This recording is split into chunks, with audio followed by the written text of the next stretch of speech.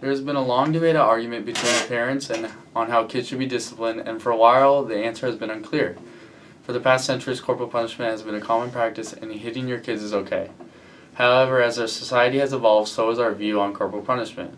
There have been many impacts on children that parents have failed to understand, and with possible studies we now know that physically disciplining your kids leads to more trouble than good. Corporal punishment should not be used anymore, and we should learn how to discipline our kids effectively without the use of physical violence. Corporal punishment is the act of inflicting punishment on another person, and this practice has been most commonly used on children both in the household and even at one point in time at school. As of 2016, there are still 19 states that allow corporal punishment in the classroom, though the states that still allow them are strictly southern states, and the climate down there for hitting kids is much more acceptable. Along with the schools, the household is the most common place where corporal punishment is practiced. A survey done by Catherine Keyes showed parents from European countries and questioned them on whether or not they hit their kids and how frequently that they use corporal punishment.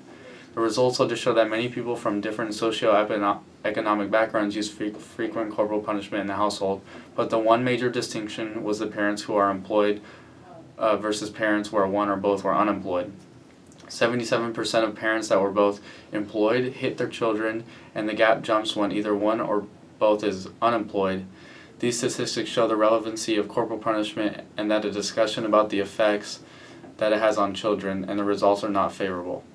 Corporal punishment can lead to many problems in the development of a child's mental health and their poor life decisions later on. Many kids who are physically abused or punished face a lifetime of consequences that can lead to very bad life choices.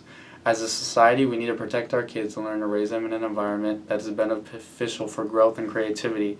There have been studies on how kids are affected by corporal punishment, but there is something to be said about the ethical problems that come when trying to study such a sensitive topic. Lori Bauman from the Einstein School of Medicine brings up many valid reasons for why studying this topic is very challenging. She makes arguments such as a spillover effect to say that narrowing down violence to one area such as corporal punishment is very difficult, and to say that that one area of violence is what is affecting the children or the child is difficult. In a world where violence is distributed, it is hard to say that all the effects of children are because of spanking. She says that the most effective way to conduct the experiment would be to call for randomly assigning children to experimental conditions in which they were spanked or not spanked. But that means scientists would have to convince families to change their lifestyles and seemingly stop all of their routine and tradition just to study their children. Personally, I would not oblige to those. Bauman makes excellent points to show that corporal punishment effects on children's studies are not as black as white as they may seem, which needs to be addressed to everyone trying to understand this sensitive and complex topic. Continuing, however, a study done by Ed Bassam shows survey results from pediatric doctors in Lebanon and how they believe that corporal punishment can negatively affect kids' choices in the future. As you can see from this table, in the fourth column, the pediatric doctors almost unanimously agreed that many of the negative habits, such as smoking and drinking, are increased when they are hit as kids. This shows how educated officials believe that when kids are put in areas where they are exposed to corporal punishment, they choose to make life decisions later on that are not healthy for their bodies and their mind. Another study by Catherine Keyes showed the negative effects that corporal punishment can have on kids. The table shows that the mental health disorders that parallel to kids being physically disciplined.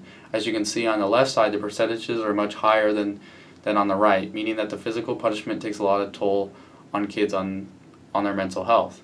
This shows that physical punishment can really put a strain on children's brains and how they function in their day-to-day lives. Corporal punishment has too many long-lasting negative effects for only trying to fix an in-the-moment issue. Talking and reasoning is the best way to deal with your children. Corporal punishment was an effective way to get kids to ultimately be afraid for making bad choices, but the flip side on the negative effects seem to be more true. Kids are only holding in the pain by physical discipline, and the effects show in other parts of their lives. In this case, the immediate results that corporal punishment get us does not outweigh the side effects that are placed on children.